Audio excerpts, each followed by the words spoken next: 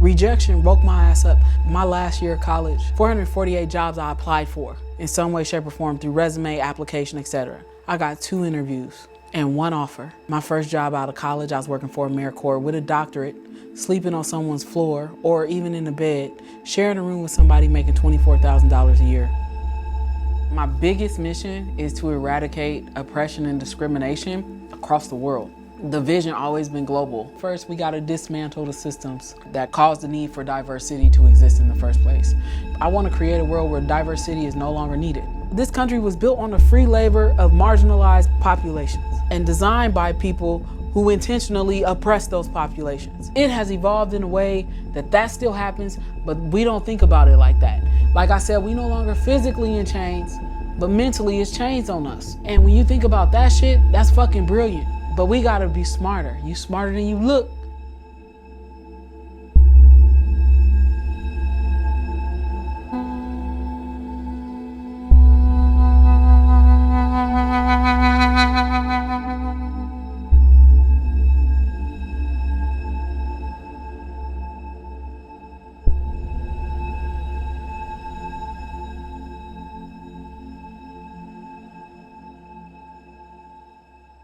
Being black in America, we work to be safe. So if for us, that looks like having a decent paying job, having a roof over our head, having food in our mouths, having our children taken care of, that's comfort for us because it's safety for us because we don't often get that.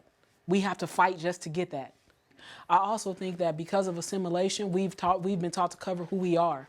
So I think that like each of us has the potential in us to do something great. But we tend to overshadow our greatness because we just want to be safe. And even as black creators, like as I'm in a room with y'all, I think about what if I had tapped into that 10 years ago?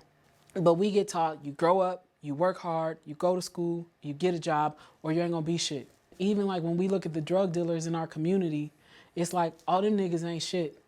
You know what I'm saying? But that's what they know. That's their entrepreneurship. And even though we know drugs to a certain aspect, and I ain't talking about weed, hurt our community, right? Because now y'all legalize weed, but we were wrong for selling it, even though we was the ones who made it popular in, you know what I'm saying, in the U.S. We sold that shit first, and y'all locked us up for it. Now we can't afford to buy a license to open a dispensary because you created a system that pushes us out or pushes us in jail for doing the same shit that you getting rich off of now. That's oppression. Oppression is always negative. And it's institutional. You know what I'm saying? So oppression always really imposes negativity on the populations who are usually the victim of power that has been used for the wrong reasons, right? And discrimination, people say it can be good or bad. So for example, discrimination is when you forbid somebody from doing something through rule or power as well. But if you're blind, you cannot get a driver's license, right? Because you can't see, you can't drive. So they prevent you, institutions, from getting a driver's license for the safety of others. That's discrimination, even though we don't think about it. Oppression is when you create a law that says that a black person is 3/5 a man or a human being. You know what I'm saying? That's oppression because it always ends negative for us. That means we can't vote. That means that if you don't see us as human, you could kill us. Like when I tell y'all, we lived in 5 houses in this area. The 3 back there, that blue one on the corner, and then this black and white one up here is the blue one now. It's gray and blue. We live there. And so like everything that we knew from the time I was a baby to I think we lived here till I was 13. It's a lot of trauma on this block, and it's a lot of good memories on this block. I remember we had to move out of that house because it was infested with rats. And my elementary school is right there. See that brick building? We walked to school, rain, sleet, or snow, and we all lived on the same block, all of our cousins. So we would literally all get up every morning and walk to school together. And then like 15 of us.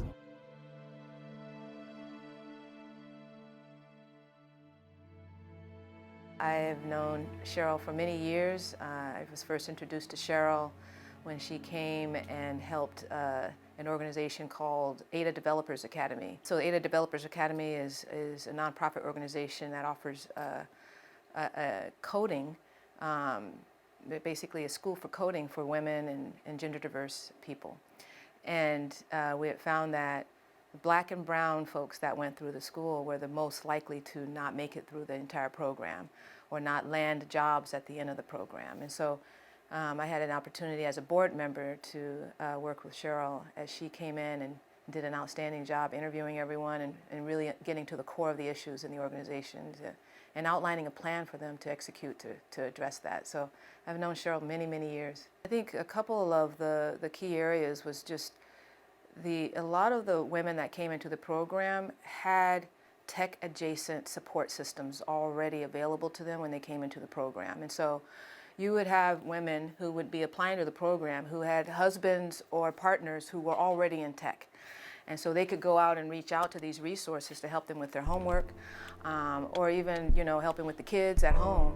And a lot of these Black and brown women were coming from a very different background where they didn't have access to those resources. They didn't have the support system to help them while they were in school for 6 and 8 hours a day and then having homework at the end of the day. First of all, I can't say I wasn't discouraged. That would not even be anywhere near the truth. I think for me, I entered this industry by mistake. It wasn't an industry that I sought. I was gifted with an upbringing with a father who was in the military, and we traveled around quite a bit. And so I sort of organically learned how to adapt to different situations, especially white people and navigating white people, speaking like white people, and helping myself sort of be in better situations because of the way I interacted with white people. This was at a cost, though. This was at a cost of suppressing anger. It's very difficult to this day for me to get to a place of anger. And I actually have to put myself in a situation where I feel safe enough to release anger in a way that really allows me to unleash it and be able to come back and say, okay, now I've let go of something that I've been holding on to. Remember Kanye said slavery was a choice? And everybody got furious with that man. But the truth of the matter is people need to understand what it means to have choice, because choice doesn't always result in freedom. If you in a car and I'm gonna rob you and I got a gun in your head and I tell you can either get out the car or I'm gonna kill you, you have a choice. But my choice is lost, right? Regardless, like either I'm gonna lose my life or I'm gonna lose my car. When you take someone's mind and you put limitations on it and you say, oh, you could try to run for your freedom, but you're probably gonna die. Or, you know what I'm saying? Like, what's the chances of me coming from a land that I've never been in and being able to escape? It's like in plantations, slaves wasn't always in chains when they was out picking cotton and shit, but they knew not to leave because the freedom of choice was limited by the result of a negative outcome. And so it's varying degrees that people understand when you give someone a limitation in choice. Yeah, you give them the freedom to choose, but that freedom don't always result in your freedom. I remember a time in Mississippi when I was going to school, and my grandparents were just telling me, you watch yourself around the white folks. You watch yourself around the white folks. And I just, okay, I don't know what that means, but okay. And so it was a programming that was happening at that time just to watch yourself around those white folks. Watch yourself around those white folks. And that was in first grade when I was hearing that and it was sinking into me that there was difference that I had to pay attention to. I think the first time I truly realized I was Black, I was 7. And I was standing on my grandmother's ramp, my uncle, his friends, and we used to all live on the same block. And everybody on our block was Black. I mean, like cousins, aunts, uncles, we all lived in the same area.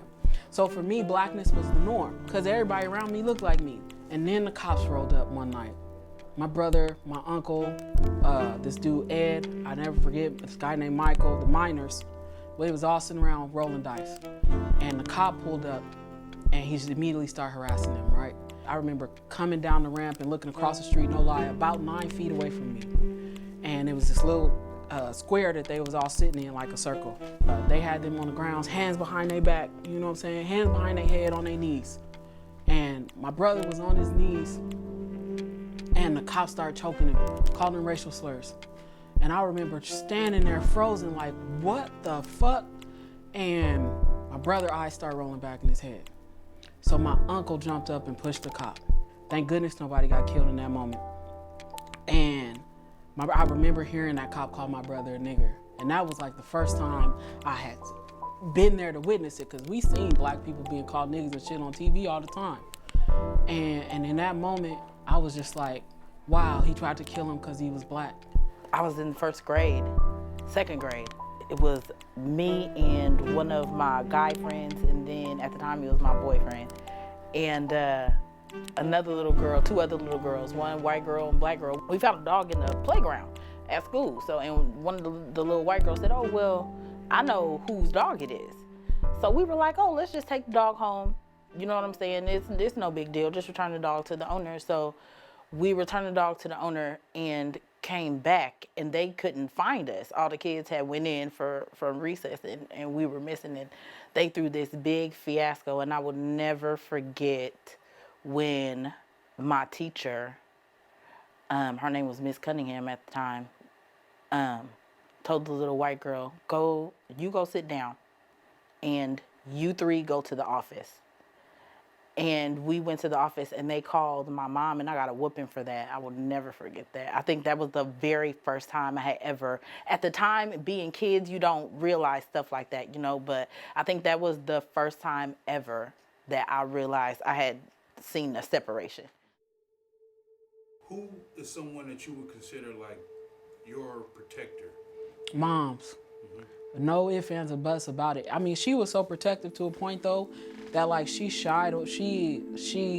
kept us so protected that to a point where we missed out on a lot of things. But it was like, if I give you that opportunity, something bad could happen to you. Like, I remember my mother was growing up at a time where black people came to the pool, then they would pour acid and shit in the pool to get us out.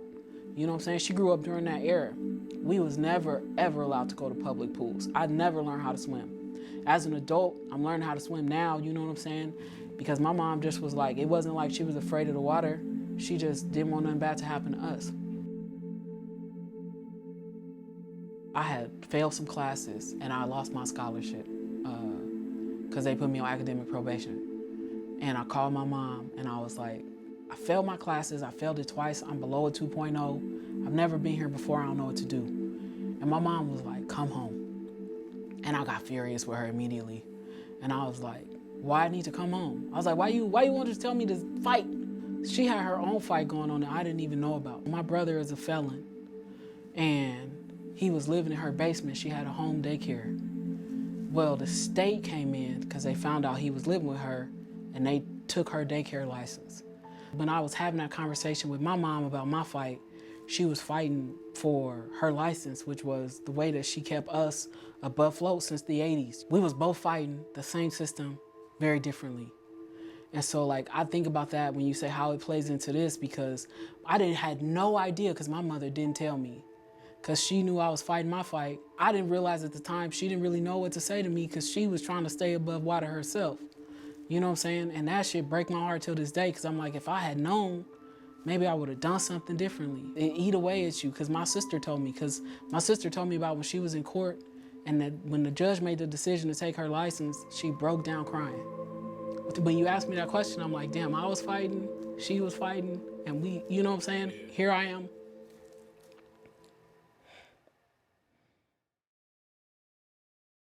Omaha is, in 2009, I think it was 2013, from 2009, maybe 2013, Omaha was ranked the third worst place in the nation for black people to live in because of the level of unemployment of black people and the crime rate of black people, right? Because usually when you're impoverished, you know, that's parallel to crime.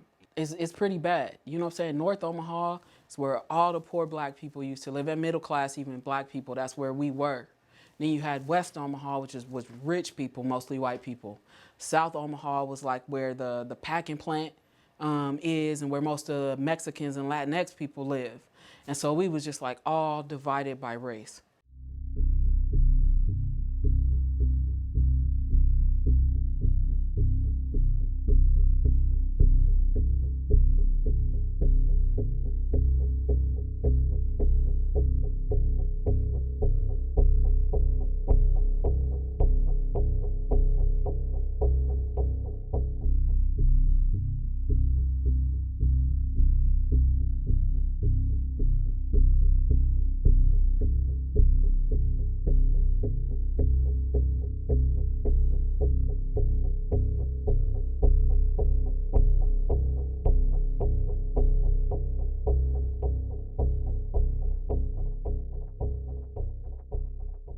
By day, I am the executive director of an organization called Black and Pink.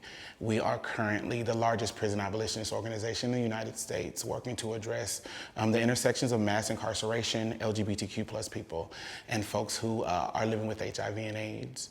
Born and raised here in Omaha, Nebraska, a Benson alum, and someone who really loves this city. Black and Pink is a national organization. I had the chance to move the day I took the job, and instead of moving, I moved the national offices from Boston to Omaha. That's how much I wanted to pour into my community with the opportunities that Black and Pink was able to offer us. Cheryl and I go back about 20-some years. I must say probably 25 years in there. And Cheryl kind of did everything. Cheryl was doing whatever that big disc thing is that you throw, she did that. She was in concert choir, she was in musicals, and it was in a C at Benson. I always remember that you could see Cheryl walk through because people just moved out of the way for her.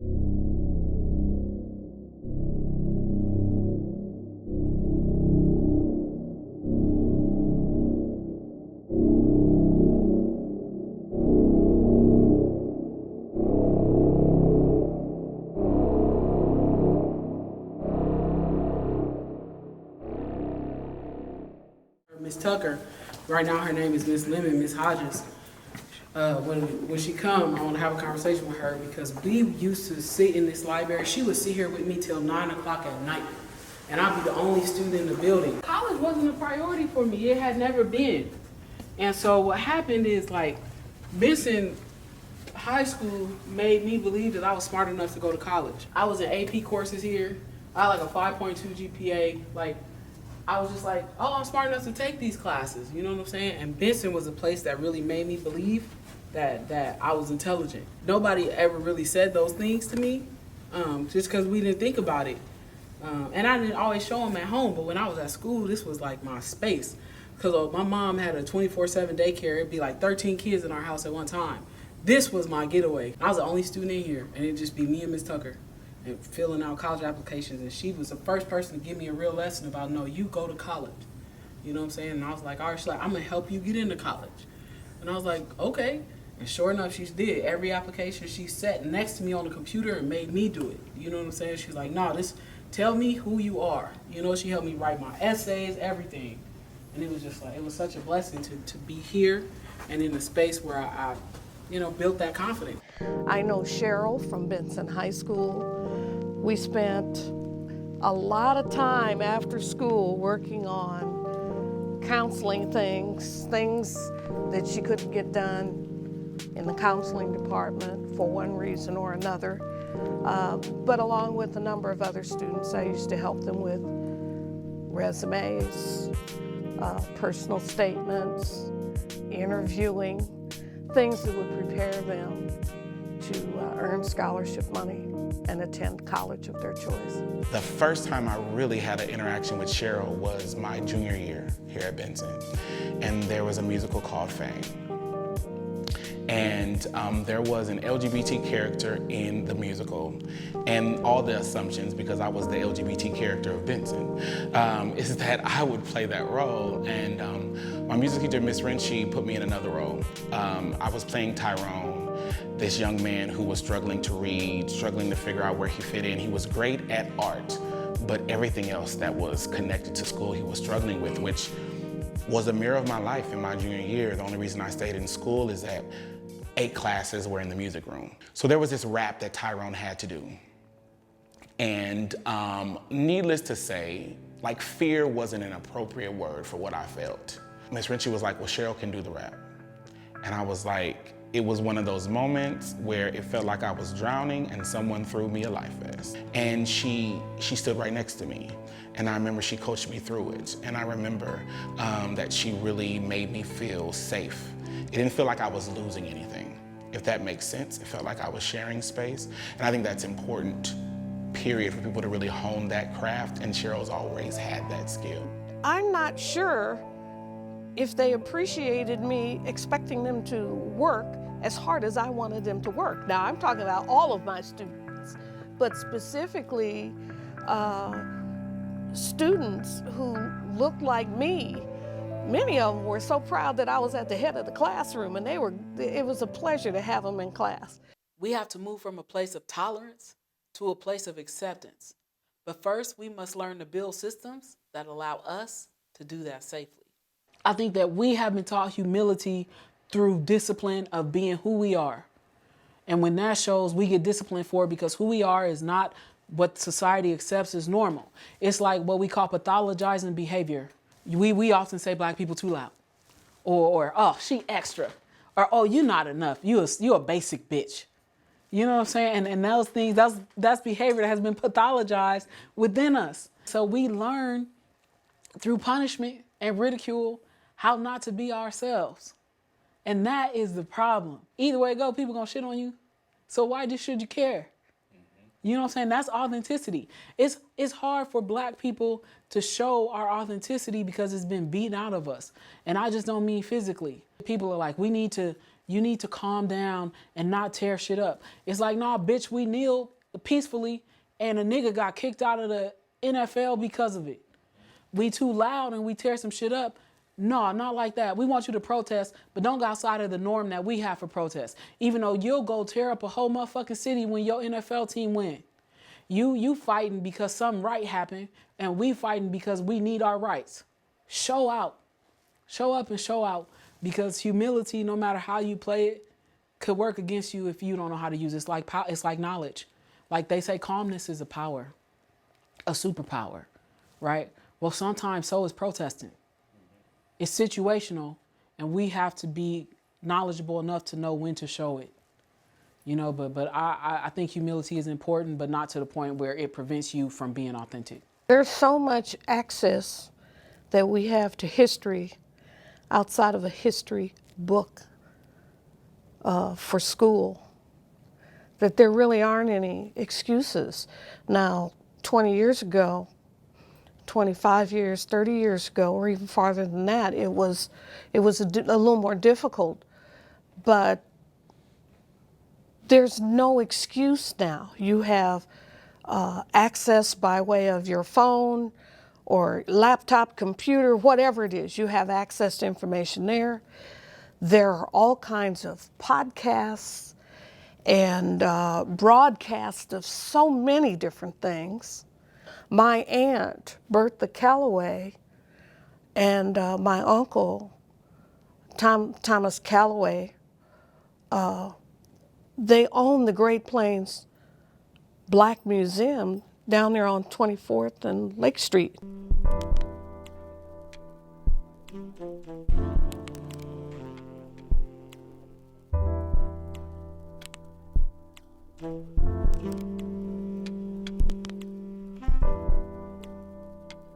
I used to hang out in that place since the 70s. I'd go hang out down there, and I'd meet all kinds of interesting people. There's the Malcolm X Center here in town. These places have been available in our community for many, many years, but there's a new interest in all of that.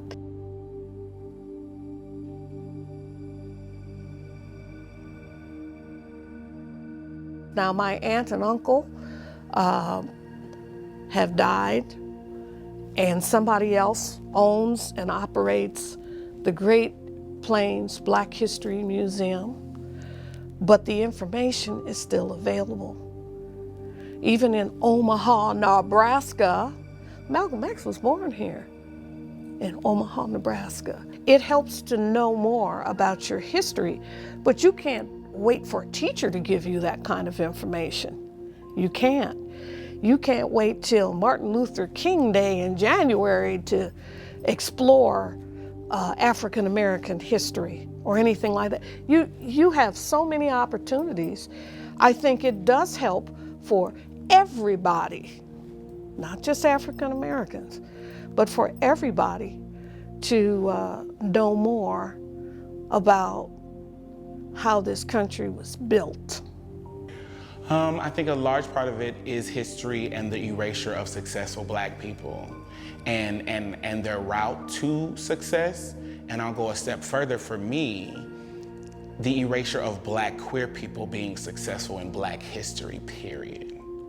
I was 31 years old when I heard about Bayard Rustin. So you explain to me how I can be a black kid growing up in North Omaha, in the city that Malcolm X was born in, and I didn't know that a black gay man completely wrote the blueprint for Dr. King's March on Washington.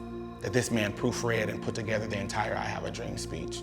That the NAACP tried to frame him for indecency so he would leave Dr. King's campaign. And when that black gay man left Dr. King's campaign, it was the one time when he was close to failing. You tell me how. I didn't know that. White folks ain't said nothing, and black folks ain't said nothing. There's an African American bookstore not 10 minutes from here, and you will not find a book by James Baldwin in there, right? Audre Lorde.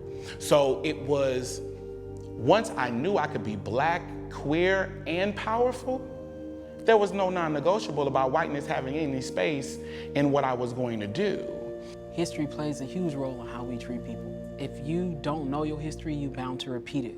And we in the midst of it, because even for certain different aspects of histories and varying degrees of history, depending on what you look like, you have a different history that you've gone through in this world.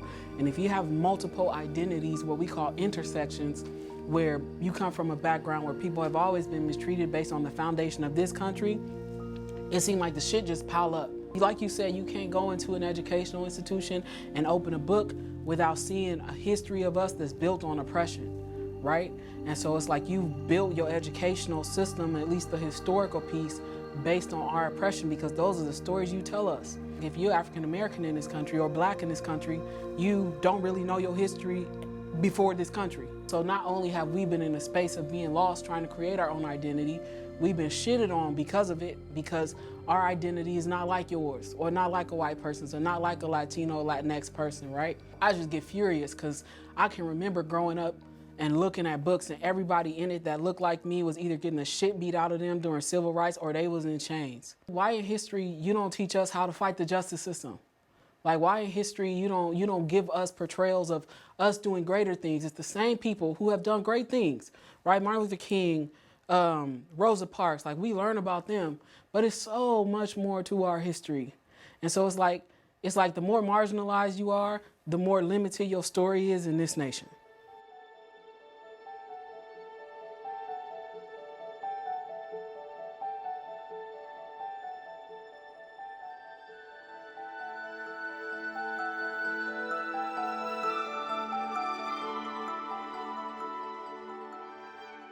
Now, this picture was taken March of 1964 during an interview with Life magazine. He kept this gun under his couch. During the interview, there was a rustling outside. Malcolm reached under his couch, he grabbed the gun, he went to the window. The photographer doing the interview snapped this photo. Now, they took a bunch of other photos, but this is the photo that got the most promise. Right. That's why this photo became famous. In September of 1964, now understand Malcolm died February of 1965. September of 1964, Ebony magazine republished this very picture as well. But this picture is always associated with these words, by any means necessary. These words in this picture don't necessarily go together. And I'm going to explain what these words mean because people confuse what these words actually mean. Now, Malcolm in 1963 had traveled through Africa. He also had went to Mecca. This is when he came back reformed. Now, in Africa, he met with world leaders. Those world leaders explained to Malcolm what he needed to do to change the condition of blacks in America. So Malcolm came back with a plan. Now over there, they had created in 1963 this group called the Organization of African Unity. Are you familiar with this history? Yes. Okay, so the Organization of African Unity was a conglomerate of leadership in Africa. And Malcolm understood that and came back here. When he came back here, he created the Organization of Afro-American Unity. During one of his speeches, he used this word, by any means necessary, and he used these words to explain his point with the Organization of Afro-American Unity. But the Organization of Afro-American Unity was very important to black people in America. Most of us can't say our nation's state of origin. Facts. But when I see the white folks come through here, I ask them, where are you from? What's your lineage, your heritage, your descendancy? Rattle that junk off. Irish, Native, Swedish, German, Dutch, Italian, all of that. In 1954, the Geneva Convention, I believe it was 1954. The Geneva Convention for the UN took place, and they created the Commission for Human Rights. The Commission for Human Rights was designed after Adolf Hitler had assassinated all these Jewish people. Now, Adolf Hitler was one of the first people in recent modern history with cameras and radio that there's documentation of a man killing whole groups of people because he didn't like their ethnicity, who they were. We charged genocide here in America, went to the UN Commission for Human Rights, and they took a document. That document had all of the lynchings that America had done as far back as they could document. And they took it to the UN and said, and W.B. Du Bois was a part of this group as well. And he said that they wanted to charge genocide on the United States. That's right. We charge genocide. Well, that got critical acclaim across the world, but in America, only one person covered the story, nobody else. So, 2012, we fast forward, Trayvon Martin gets killed, Skittles, T, all that stuff, we know about it. Mike Brown gets killed. Mike Brown gets killed, and Mike Brown's mother says, I'm going back to the UN. And she connects with, we charge genocide. Together, they go to the UN and they say, we want to talk to the Commission for Human Rights because we believe that all these systemic killings of black men in America is a nod to genocide. Mass incarceration, all the things that we're seeing. And again, it gets critical acclaim, everybody hears about it, but then nothing happens afterwards. Now here we are, it's 2020, got the killing of George Floyd, protests, rallies, all of this stuff. And again, people are saying we need to go back to the UN and have this conversation again. Yeah, right. But let's go back in history just real quick. If there were 50 Irish men killed as fast as black men and women are being killed, those 50 Irish men can go to Ireland first. Say, Irish government, the Irish people in America are suffering. The Irish government will back them and then go to the UN. So it won't just be a bunch of people going to the UN from America, it'll be Irish people. The thing is, black people, when we go to the UN, we're fighting for civil rights because our jurisdiction makes us Americans having to deal with American courts. We don't have a nation state of origin, so we lose in the fight for human rights. That's right. Which is what Malcolm died with, was human rights. So what Malcolm did was he created a charter. He created a charter for his organization called the Organization of Afro-American Unity. In that charter, he started to espouse what it meant to be an Afro-American in America. So he said, in his speech at the end, he said, we declare our right on this earth to be a man, to be a human being, to be respected as a human being, to be given the rights of a human being on this earth, on this day, in this society in which we choose to bring into existence, by any means necessary. That's right. Then afterwards, he ends it with, sorry I took so long. Now, my favorite part is sorry I took so long, because that tells me that it took this man 39 years of his life to realize that black people in America have never been declared human beings. That's right. Still haven't, to this very day. So we got out of so-called slavery and moved into a position where we were seeing ourselves as equal, but without going back to a land of origin and not having a place that we can call home, we can't go to the UN and fight on an international level the same way others can. So he created the Organization of Afro-American Unity to connect us to the Organization of African Unity, which then we would have a group that would go with us and advocate on our behalf. And that work was killed February 21st, 1965, when Malcolm was assassinated. So when you see these words from that speech that he did on June 28, 1964, attached to this picture, it's a total misconstruction. Right. You must understand that these words are far more powerful than just a chant to say that I'm willing to defend myself. It means so much more than that. I think we settle because we just want to be safe. And I think when we understand that you ain't never safe, you know what I'm saying, as you think you are, you're going to step out of that comfort zone and no longer settle. Because George Floyd, Breonna Taylor, Ahmaud Arbery, Sandra Bland, Oscar Grant, we be here all fucking day naming black people who have been killed at the hands of injustice. You was never meant to really, truly excel in this world, but you got everything in you to be able to do it. Go do that shit. And when the sun rises, we are afraid it might not remain. When the sun sets, we are afraid it might not rise in the morning. When our stomachs are full, we are afraid of indigestion. When our stomachs are empty, we are afraid we may never eat again. Yeah, because it happened quick. It was in stage 4 when they caught it. And she had ovarian cancer. It was in her stomach. She told us, she didn't tell us till December. I think I flew home on December 20th. and stayed there for a while, left, and then had to come back. When my stepdad called and said, you better come, just her last breath.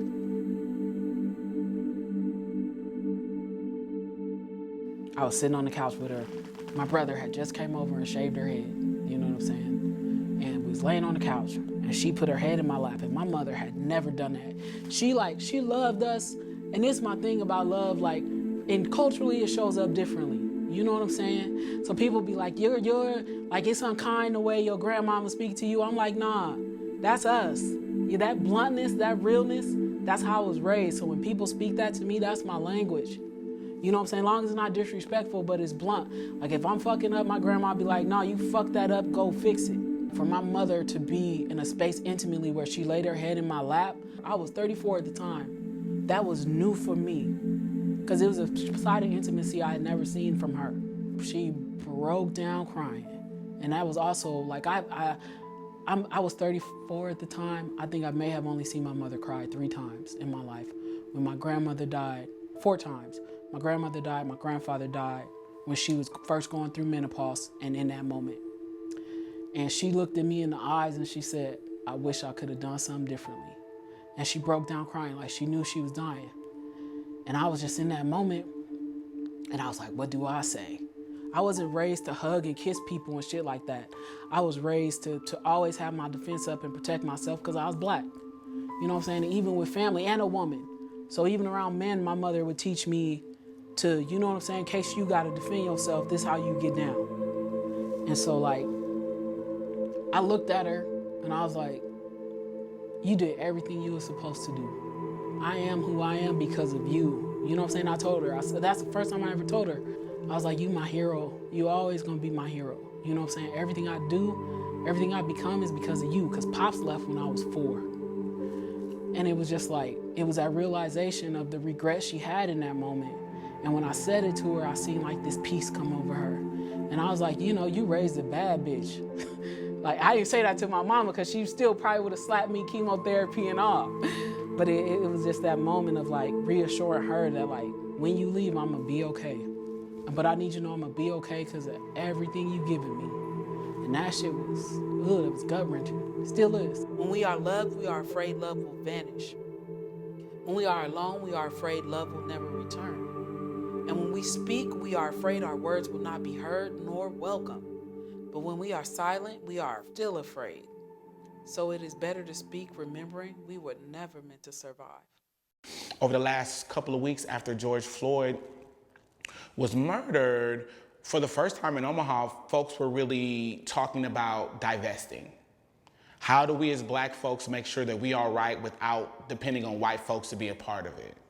And what I do know, I know how to address systems of oppression. I know how to divest from said systems, and I understand what the purpose of abolishing means. There's no halfway to it, right? And there's been many rooms I've been in with black elders, with the governor of my state and the mayor of my state and the police chief and a myriad of folks where I was really comfortable with not wavering on what I know and if we want to do what they say they want us to do, the way in which we have to do it. The beauty in being in that space is that you recognize when somebody's mouth isn't matching their actions. So if you tell me that you want to toast a piece of bread and I hand you a toaster and you say, no, I'm just gonna let it sit under the sun and see if it cooks. Baby, you didn't want toast, you wanted hot ass bread, love, right? And that's cool, but let that be what you say and don't waste my time. I think that the world does a lot of showing us black excellence, but doesn't show black people enough the excellence that exists within them, right? So like, you know, the Obamas, Barack and Michelle are black excellence. But if you read and listen to their stories and follow it, they had to work their asses off to get there. And they had a lot of support systems that helped. So it wasn't like, oh, the system was cool enough for us to just navigate through it. It's like, no, it took a lot of grit. It took a lot of healing, it took a lot of pain, and it took a lot of support financially, physically, spiritually, emotionally. All of those things come together for us to help bring the excellence that's been buried within us for so long. If I'm in a class of kindergartners and I'm talking to young black children, I'm sorry, I'm not gonna say if Obama could do it, you could do it. That's not the only message I want them to have. I wanna say to those kids, here's how Obama did it, and here's the tools you need to be able to get there. Because I don't want you to think that if you just go sign up and say, I want to, or you do the work and you in the Senate, government, whatever, you like, now I want to run for president, that you're going to have the same experience as him. We got to stop telling people if Michelle did it, if Barack did it, if Oprah did it, you can do it. It's like, nah, here's the manual for how they did it. It took a lot of grit. It took a lot of long nights. It took a lot of support systems. It took a lot of knowing your own fucking history. Those people have studied history, they know politics, they know entertainment, they know how to navigate in the world. And they have to go get those resources. Yeah, they was available, but we don't always have maps to figure out how to reach those destinations. As a black entrepreneur, as a woman, a CEO and a doctorate, I want to create the map for you to be able to get there. And for your journey to be a lot easier. Not they saying if it's easy, everybody would do it. Well, good fucking great, because that's what we want. You know what I'm saying? That's equality, is for everybody to be able to do it and us to create pathways for them to do it, knowing that the journey that they have does not look the same. It's like if we line up to run that race, some of y'all gonna be running that 100-yard dash with nothing in front of y'all. My black ass gonna have some hurdles to jump. Your black ass gonna have some hurdles to jump. You know what I'm saying? So it's so frustrating to hear that narrative of, you got the same 24 hours in a day that person has. Yeah, we both got 24 hours, but there might be some different hurdles in front of us that cause us to spend that time differently. So let's remove those hurdles so that my time and my access is the same as yours. So for us to get to that reality space, we're gonna have to respect that success and reality is individualized, right? So it's never gonna be a template. Folks like templates. Folks live for a toolkit, honey. And you gotta figure it out. And that's hard, but I promise you, when you've done that work, you've gotten to the other side and can't nobody take credit for that but you will not only know who you are more than you ever have before, you're able to really step into your greatness. In that third space you spoke of, the reality, that's where your greatness lives. Now, the reality could be that your greatness is that I am the best manager at McDonald's anybody is ever going to see. And that's your greatness, and I need you to really love that. Just own it. Because then if somebody walk past and like, ooh, that's your reality? Ooh, that's your dream? You'd be like, hell yes. I decided it, I fought for it, and I brought it to life. The more that we do that as black folks, I feel like that's a form of anarchist behavior. I feel like that's a form of abolishing the systems that oppress us, and that's how we get access to true liberation. I've had some interesting things happen. I think most African Americans have, whether it's shopping or just going to the park, the things that people will say to you that indicate that you don't belong there, or you're not smart enough. I did summer school one year and did a history class, and on Friday, the students would get together, they'd be on teams. I'd make up the teams. They couldn't choose their own teams. But there would be five people on a team. They would do a review for Friday's test. And they never argued about what team they were going to be on until one time, a young lady came up and she said, "You put me on a team with these people." She said, "Why would you put me on a team with them?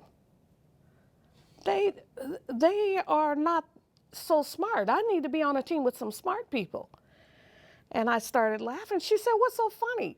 I said, "You got the lowest grade of all 5. What are you talking about?" She said, "What?" She had decided they didn't look very smart, and she was the one that was, So I sent her back to her team, and it gave her a different perspective. She, in her own little mind, small little mind, had decided that she was the smartest of the group, and she was way far away from that, way far away.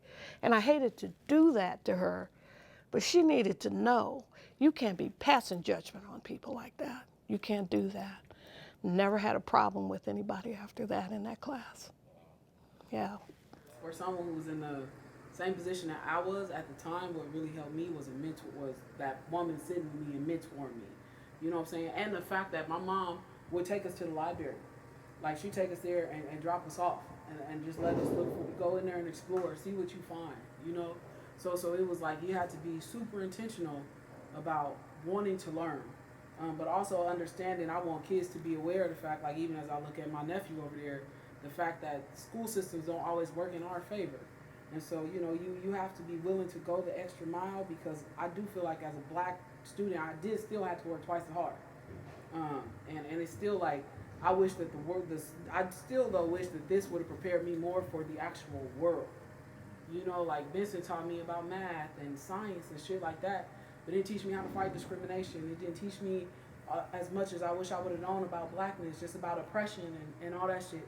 And so I want our children to learn more about that so they understand how to not repeat history. So that's super important to me. You know, as a young black child, I want them to know that you're going to be smarter than people think you look.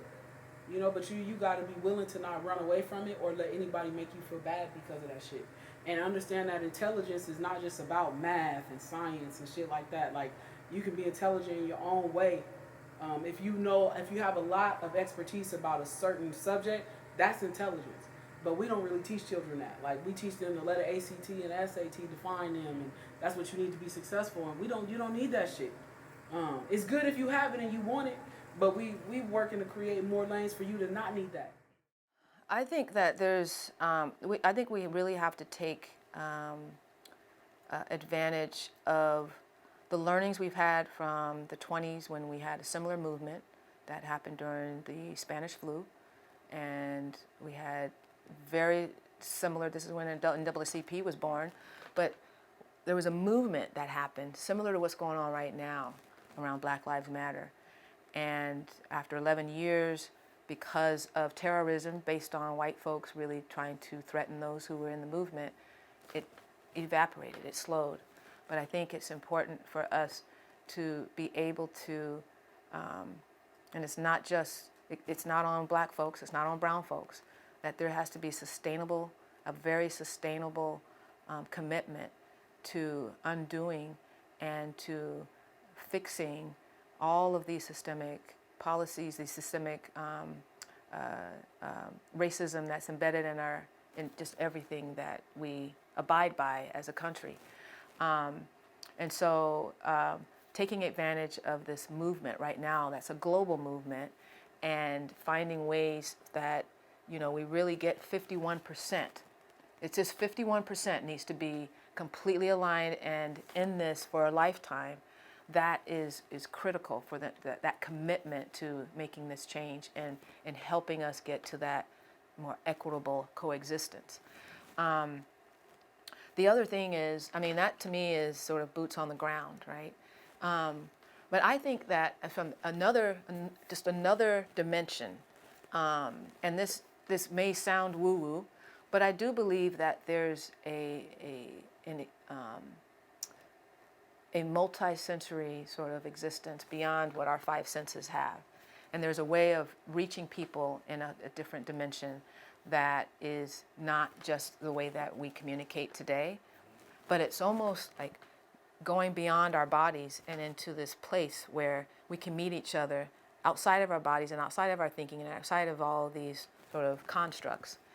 And that's where I think a shift can happen, where we are able to connect to folks that are actually doing harm, like, you know, George Floyd's murderer, like meeting him at this other level and having this conversation with him that helps him see and understand how his action is affecting not only an individual, but a collective, and how that can shift. And we love him through that, which is hard, right? But we also meet him there and bring him into this other way of thinking and being.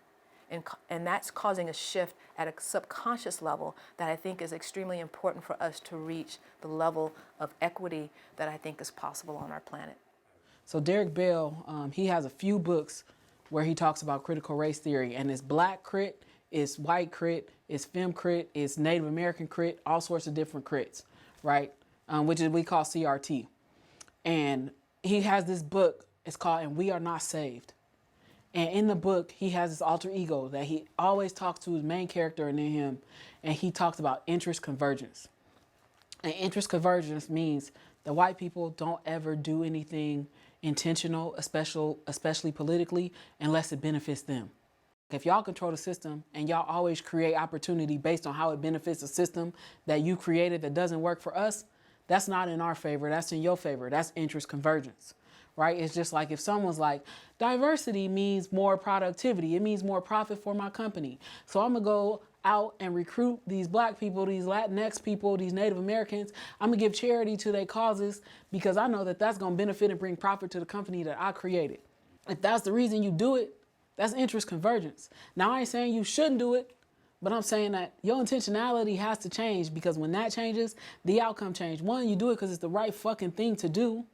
And then the second is, if you're gonna do it because it's the right thing to do, you gotta do it right. There's a movie called Captain Marvel, where this young lady is powerful, doesn't know that she's from Earth, and all these things happen. She's lied to about her origins and where she's from. But there's a moment when they have her locked down and they have her kind of in this mental space where they're trying to control her and break down what she has come to know, push her confidence back down. And she realizes that they've had this chip on her this whole time that has weakened her power. And when she breaks that chip off, literally she shines as bright as the sun. And I'm one of them people that I get up and I started praising the Holy Ghost in the middle of a movie theater. Did you hear me? I said, oh yes! Gosh, I feel it when I went to Africa. I went to Africa last August. That was in 2019. And it was so in America, we can go places and be around black folks. You know, we can go to church, we can go to barbecues, we can go to different events, and, you know, we can congregate around black folks. Getting off the plane in South Africa and seeing black folks all the time, everywhere, all day, all night. I'm talking coming out of the airport, black taxi cab drivers, driving down the freeway, black folks in all the cars next to us. Look up at the billboards, black folks on the billboards. Go into the hotel, black folks checking us in. Black staff all over the place. Go into the mall, brown mannequins. Get on a plane to go to Tanzania, brown flight attendants. Everywhere there was brown folks, and I felt so good because everybody was doing their own thing. They were professionals from all walks of life. They were doing their own thing. The music, the culture, the professionalism, the whole wide spectrum, everybody was doing. It was so wonderful to be a part of that community, and then to reflect on how much we are programmed here with everything being by default white. You pick up a newspaper, it's white. But when I'm there, I pick up a magazine, a newspaper, there's gonna be brown folks for at least 5 pages in. Turn on the TV, brown, brown, brown, 7, 10 stations, brown folks, brown folks, brown folks, brown folks. It felt so good to not be the only one. I look at kids all the time and I talk about your superpower. What is the thing you do better than anyone else, and how do you stand on that? And how do you build that out to maybe be something that you can make money off of? Maybe it's just a thing that brings you ultimate joy. But I make a habit of looking at black folks and being like, you lit. Oh, they said this? No, they just hating. Like, to demystify it. Because the more we demystify it for each other, I promise you, I'll be driving down the street, roll down my window, I see a sister in some shoes, I'll be like, sis, yes, I see you. Because white folks can walk past her all day and not say nothing. They're gonna take a picture and go buy them when they get home. Take a picture and buy them when they get home and act like they figured them out. But they're gonna walk past all day and never give that sister a compliment. Brother, your beard looks nice, brother, right? Again, white folks walk around all day. Black folks will walk around all day and be like, damn, that brother's stuff is connected. I wonder what type of oil he uses, that, but won't come to you and give you that compliment and be like, brother, I'm trying to get like you. Can you put me on? Instead, they'll be like, that envy will sit. And then that prevents us from coming together and being stronger. So we have to dismantle these ideas that any attribute we have is not great. the systems that make us feel it's not great, or the systems that try to label it as not great, are 9 times out of 10 seeds from white supremacy, and we have to get out of that. I feel proud when I see black people win. I feel proud when I see human beings who treat other people well winning, but especially when it's us. And I'm not gonna lie, like when Barack got elected in 2008, I remember I was laying on the floor in my living room.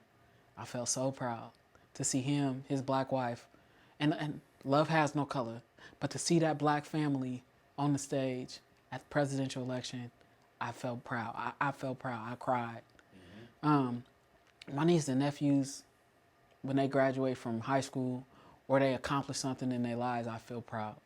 When I look at my businesses now, based on where we've come from and where I am now, I feel proud. When I'm in the mirror naked, I had to train myself to feel proud to see me and my body. You know what I'm saying? I have to speak daily affirmations to keep that pride going, because I'm unlearning all the things that told me I wasn't pretty enough. You know what I'm saying? So it's like, I find pride in small moments and big moments, because that helps me to unlearn shame of being who I am because of what I look like. And so it's a daily practice. Pride is a daily practice for me, and I have to be intentional about finding the little things. Narrative, owning, and story is something that I don't play with. I wear these numbers. This was my prison number. 56892 is what they gave me. I put it on the shirt and started selling, then I went and got an LLC, and I sent a cease and desist to the Nebraska Department of Corrections. You don't own this number anymore. I do. And then what do you say to the people that think that that pro-black is anti-others? I think they're being intentionally obtuse. A nicer version that gives more grace is that they're afraid to not be centered. And that's understandable. But you have to embrace decentering yourself. Like, you have to train yourself to enjoy that. I had to do that. When I talked about like my behavior of anti-blackness and blocking other black folks from coming in space, and it was because I was like, well, if I'm not the only one, if I'm not the most of something, then what value do I have?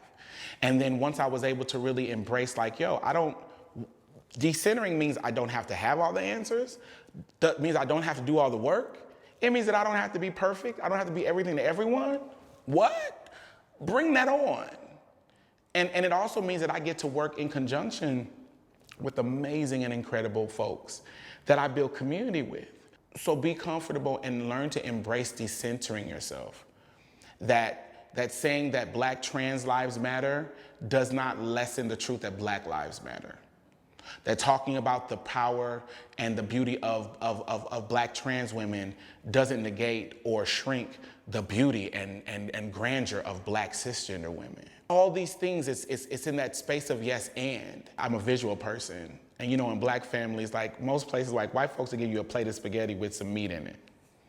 Black homes, you're gonna have a plate of spaghetti with some meat and some catfish.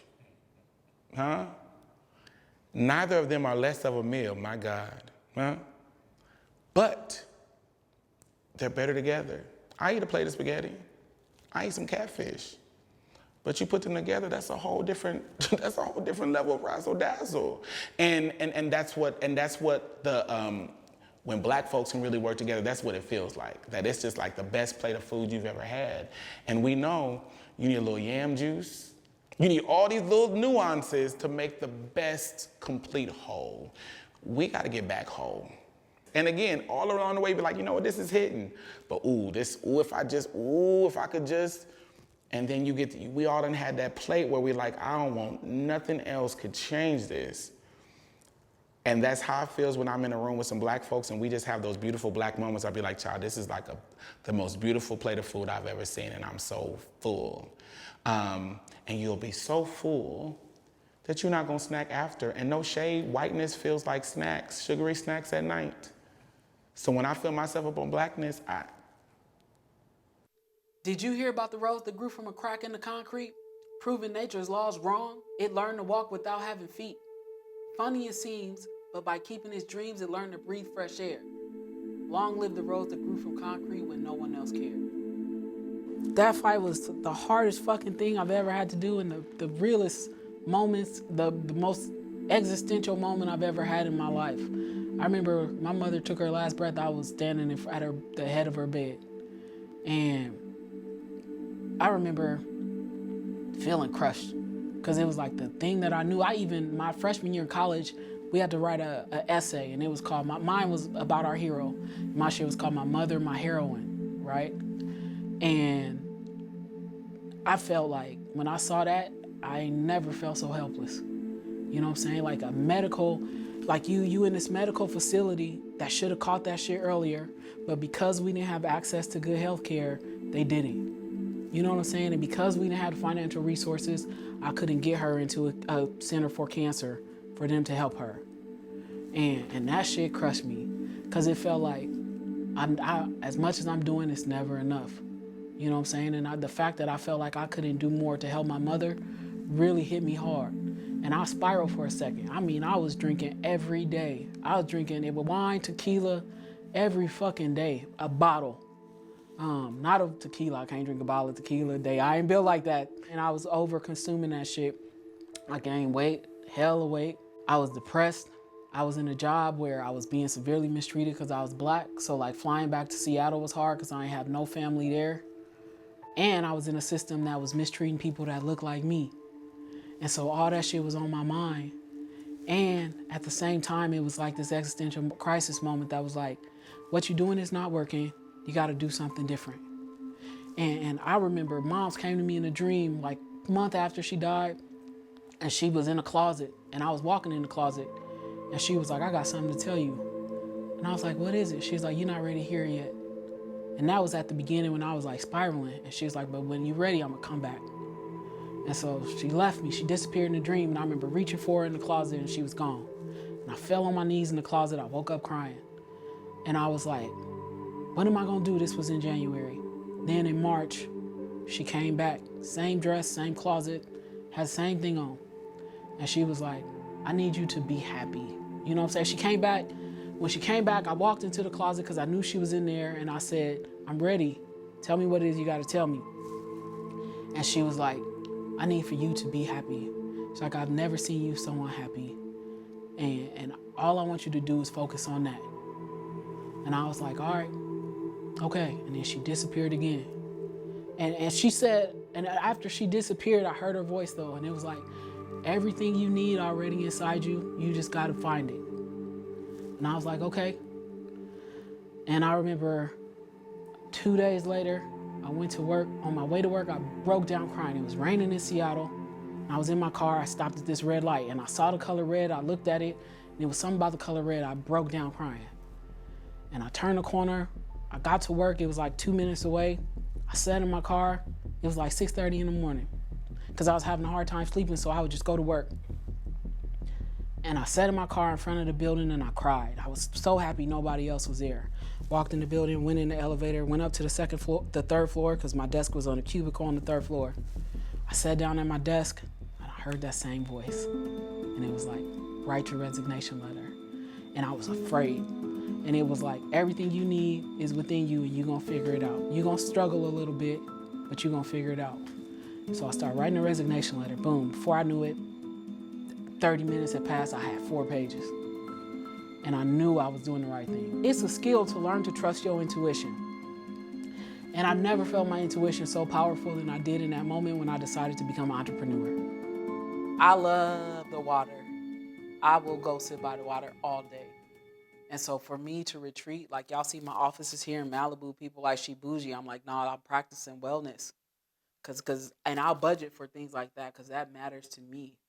So to go sit, especially quietly, and not be bothered by anybody and sit in silence and just listen, ask questions and talk to the universe and listen and sit by the water, that's my kind of retreat. Working hard is not enough in DEI. You have to be motivated, calm, empathetic, sympathetic, humble, honest, and intentional. So Diverse City came because I was sitting down, I was like, I'm tired of seeing diverse populations struggle. I want to create something that's sustainable and helps them through those struggles. Well, you know, people create cities all the time. So I looked at Diverse City, I wrote it down, and I was like, Diverse City. I was like, that's what I'm trying to create. You know what I'm saying? A world that's more inclusive, that's more equitable, with diverse populations. What better way to say it than through diverse city? And then Inclusology, my other company, I was like, I want to build something that's based on inclusion. Like one company was like, I want to build something to help diverse populations. Then the other was like, I want to build something based on inclusion. And I always get my inspiration from the root of my idea. It's three traits I feel every human being needs to have to get to a place where you become exceptional. Strength, courage, and wisdom, right? The courage to say when enough is enough, and to know that you're gonna take a risk, and you know that you might fail, but you do it any fucking ways because it matters that much to you. The strength to know that if you fail, you're gonna get back up and keep going. Or even if you're successful, to build stronger systems for whatever that is, whatever path and journey you take, as long as it's working towards an equitable and fair outcome. And the wisdom to know when you fuck up, to plan and get that shit right, or even wisdom in a sense to do prevention instead of intervention. The difference between wisdom and knowledge. Knowledge is the information, wisdom is how you use it. Have the wisdom to use that knowledge in a way that uplifts your mission through selflessness though. Because remember, we fighting for a greater cause. So if you great and you exceptional, you don't even have to work to make the entire world great. But you make sure you uplift the people around you who stuck with you, who've been with you. When I get on stage to make that speech about the great things that I've done, I make sure, because I believe in vision, I have a vision board in my room. When I go to accept that award, I want to remember everybody who shared a status, who didn't have money, but they had a cell phone, they shared my shit. Anybody who brought merchandise, anybody who invited me to a meeting, anybody who sat down and gave me knowledge, anybody that created a resource.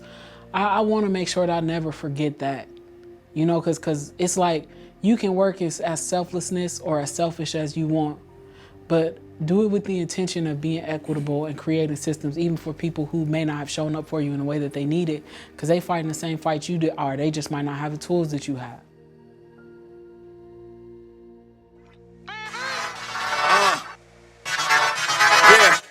Yeah, we came a long way. That's what the song say. And I could do all things. I could do all things. Yeah, I could do all things. Yeah, we came a long way. That's what the song say. And I could do all things. I could do all things. I can do all things. Yeah. I'm not afraid of the moment. I'm not afraid, I can't hold it. I gotta show 'em. Gotta get up in the morning. I gotta do it for Kobe. Lately I'm zoning. Lately I know where I'm going. Taking whatever control it. Show me opponents. Show me opponents. I got a gift and I'm starting to own it. Yeah. We came a long way. And that's what the song say. And I can do all things. I can do all things. Yeah, I can do all things. Yeah. We came a long way. And that's what the song say. And I can do all things. And I can do all things. And I can do all things. Yeah. We came a long way. And that's what the song say. And I can do all things. I can do all things. I can do all things. Yeah. We came a long way. And that's what the song say. And I can do all things. I can do all things. I can do all things. Yeah. Shout to the city that raised me. Shout to the people that made me. I'm from the 80s. I don't think mumbling wavy. I grew up black on a Jay-Z. Maybe I'm crazy. I ain't been wondering lately. Feel like it's there for the taking. Feel like I'm good with the changes. Know who I am. And that's the most dangerous statement. Yeah. We came a long way. And that's what the song say. And I can do all things. I can do all things. Yeah, I can do all things. Yeah. We came a long way. And that's what the song say. And I can do all things. I can do all things. I can do all things. Yeah. We came a long way. And that's what the song say. And I can do all things. I can do all things. I can do all things. Yeah. We came a long way. And that's what the song say. And I can do all things. I can do all things. Man, I can do all things. Yeah. I check the scoreboard. Know what I'm good for. When I check the scoreboard.